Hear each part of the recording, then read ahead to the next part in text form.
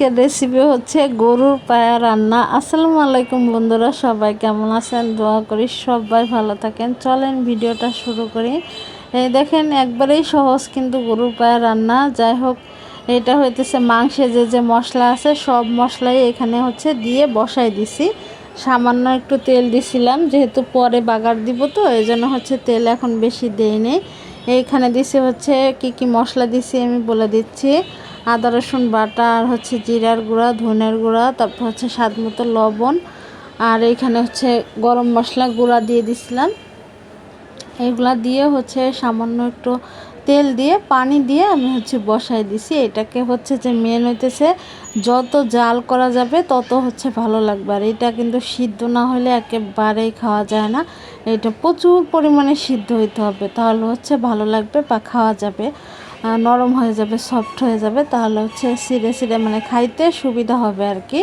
যাই হোক, এখন কিন্তু আমি এই দেখেন ঢাকনা আবার দিয়ে এটাকে হচ্ছে যে এরকম করে বসায় রাখবো। চুলার উপরে জাল হবে শুধু এটা। যাই হোক, সবাই কেমন আছেন? সবার ঈদ কেমন কাটলো অবশ্যই জানাবেন। আসলে সবার জন্য সব সময় দোয়া থাকে যে সবাই ভালো থাকেন যে যেখানে আছেন। এই দেখেন, আমি কিন্তু পেঁয়াজ ভেজে অলরেডি বাগার দিয়ে দিছি, আর সাথে দিয়ে দিছি আমি হচ্ছে কিছু কাঁচামরিচ। অনেক দিন ধরে হচ্ছে বড় ভিডিও দেওয়া হয় না, আর আপনাদের সাথে কথাও বলা হয় না। আমার কিন্তু শরীর খুবই খারাপ, তারপর হচ্ছে যে আর বড় ভিডিওতে তো অনেক কথা বলতে হয়। 3 মিনিট প্লাসের ভিডিও, এটা হইতেছে একটু খারাপও লাগে। যাই হোক, আপনাদের সাথে কথা বলতে পারলে কিন্তু অনেক ভালো লাগে। আপনারা সবাই ভালো থাকবেন, সাবধানে থাকবেন। এই দেখেন, এটাকে আর বেশি না 5-6 মিনিট জাল দিয়ে হচ্ছে আমি নামাই নিব, হয়ে গেছে।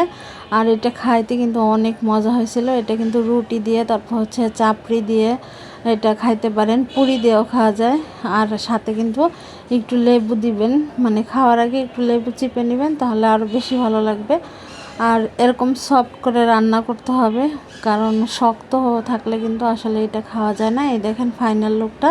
এখন শুধু মানে একটা বাটিতে নিয়ে লেবু চিপে খাইলেই হবে। আর হচ্ছে রুটি, পরোটা, পুরি যা কিছু দিয়ে এটা খাওয়া যায়। যাই হোক, কেমন লাগলো ভিডিও অবশ্যই জানাবেন। আপনারা সবাই ভালো থাকবেন, সবাই আমার জন্য দোয়া করবেন। আমি আপনাদের সবার জন্য দোয়া করি। আপনারা যে যেখানে থাকেন ভালো থাকেন, সুস্থ থাকেন, সুন্দর থাকেন। এই দেখেন কি লোভনীয় লাগতেছে। আর এটা কিন্তু খাইতে অনেক মজা হয়েছিল। আর বাসায় রান্না করে খাইলে কিন্তু অনেক ভালো লাগে বাইরের থেকে। আসলে বাইরে হচ্ছে দেখা যায় যে 1-2 পিস আমরা খাই, ওইটা হচ্ছে বাইরে রান্না। তারপর হচ্ছে যে ভালো লাগে না। সব কিছুই বাসায় বানায় খাইলে হচ্ছে ভালো লাগে। আর এটা আপনি তৃপ্তি করে খাইতেও পারেন। ভালো থাকবেন, আল্লাহ হাফেজ।